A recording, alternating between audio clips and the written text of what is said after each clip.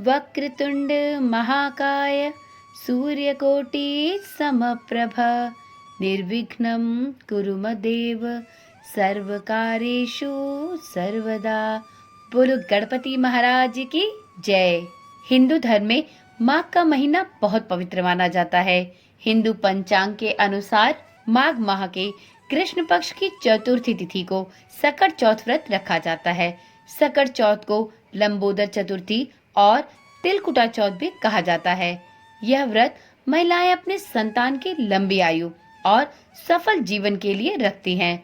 मान्यता है कि इस व्रत के प्रभाव से संतान को रिद्धि और सिद्धि की प्राप्ति होती है। जीवन की सभी विघ्न बाधाएं दूर होती हैं। इस व्रत को स्त्रियां निर्जला रखती हैं और भगवान गणेश की पूजा करने एवं चंद्रमा को अर्घ देने के पश्चात अपने व्रत का पारण करती हैं। तो चलिए मित्रों, आज की वीडियो में जानते हैं कि साल 2025 में सकट चौथ या जिसे तिलकुट चौथ कहते हैं यह कब पड़ने वाला है। साथ में यह भी जानेंगे कि सकट चौथ रखने का क्या महत्व है, इस दिन पूजा का शुभ मुहूर्त क्या होगा और चंद्रोदय का सही समय क्या होने वाला है। ओम नमः शिवाय, जय श्री कृष्णा।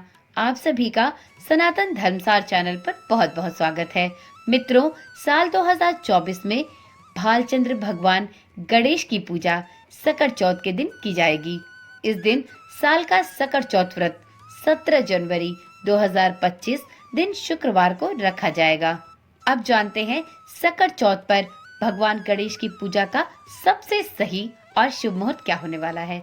तो मित्रों, चतुर्थी तिथि का आरंभ 17 जनवरी 2025 को सुबह 4:06 पर होगा और इसका समापन 18 जनवरी 2025 को सुबह 5:30 पर होगा। इस दिन लाभ उन्नति मुहूर्त सुबह के 8:33 से लेकर सुबह के 9:52 तक है।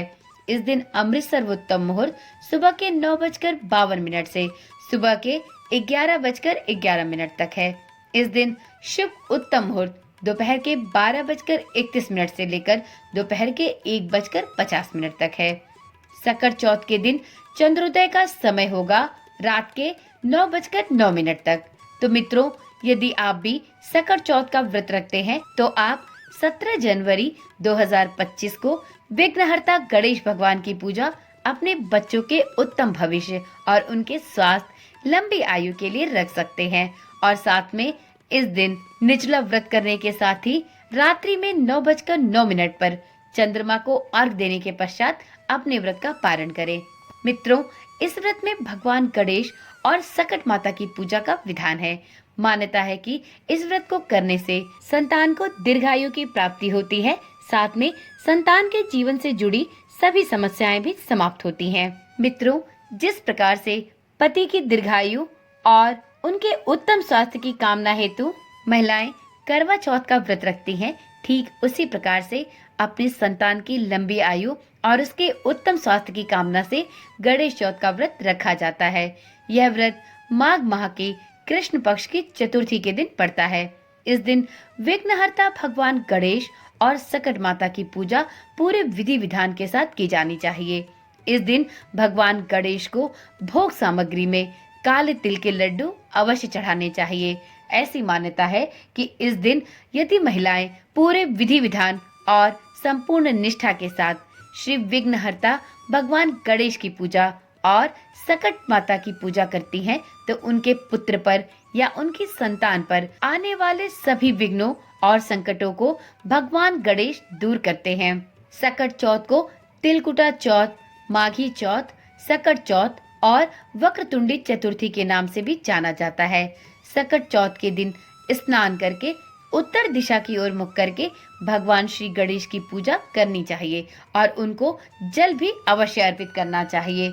मित्रों, इस व्रत में तिल का बहुत महत्व है, इसलिए जल में तिल मिलाकर जल से अर्घ देने का विधान है। ऐसी मान्यता है कि इससे संतान को आरोग्य सुख की प्राप्ति होती है। इस दिन चंद्रमा को तिल, गुड़ आदि से अर्घ देना चाहिए। इसके बाद ही अपने व्रत का पारण करना चाहिए। गणेश जी की पूजा के बाद तिल का प्रसाद अवश्य खाना चाहिए। जो लोग व्रत नहीं रखते हैं उन्हें भी गणेश जी की पूजा अर्चना करके संध्या के समय तिल से बनी चीजें खानी चाहिए। कहते हैं कि तिल खाने और तिल नाम के उच्चारण से भी पाप और दोष मिट जाते हैं। इस दिन तिल का दान करना भी सर्वोत्तम माना गया है। इस दिन संकट हरण भगवान श्री गणेश जी को दुर्वा जरूर चढ़ानी चाहिए। माना जाता है कि दुर्वा में अमृत का वास होता है। गणेश जी को दुर्वा अर्पित करने से अच्छे स्वास्थ्य का वरदान मिलता है। मान प्रतिष्ठा और धन सम्मान में भी वृद्धि होती है। मान्यता तो यहाँ तक है कि गणेश भगवान को यदि प्रत्येक दिन दुर्वा चढ़ाया जाए तो भगवान गणेश आपकी सभी मनोकामनाएं पूर्ण करते हैं।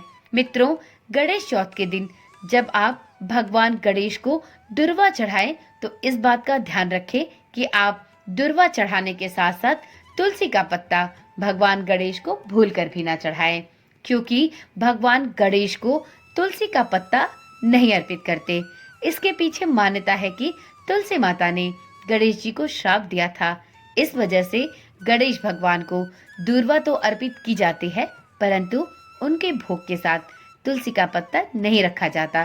तो इस बात का ध्यान रखें।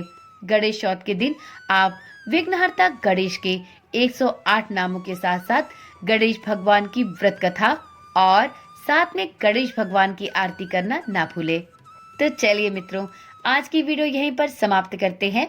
इस चैनल के माध्यम से आपको सनातन धर्म के सभी व्रत, पर्व और त्योहारों की नियमित रूप से जानकारी दी जाती है। साथ में आपको सनातन धर्म से जुड़े सभी नीति, नियमों और विधि विधानों की जानकारी भी समय समय पर दी जाती है। यदि आप इन सभी जानकारियों को प्राप्त करने की इच्छा रखते हैं तो इस चैनल के साथ अवश्य ही जुड़े रहें। चैनल के साथ जुड़े रहने के लिए चैनल को अभी ही सब्सक्राइब कर लें और साथ में इसी प्रकार की ज्ञानवर्धक और रोचक वीडियोस को अपने फोन पर नियमित रूप से पाने के लिए चैनल के नोटिफिकेशन बेल को जरूर ऑन करें, जिससे आपके पास इस चैनल पर डाली जाने वाली सभी वीडियोस की सूचना सबसे पहले और नियमित तौर पर पहुंचती रहे।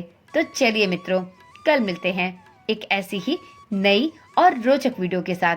तब तक के लिए ओम नमः शिवाय, जय श्री कृष्णा, राधे राधे।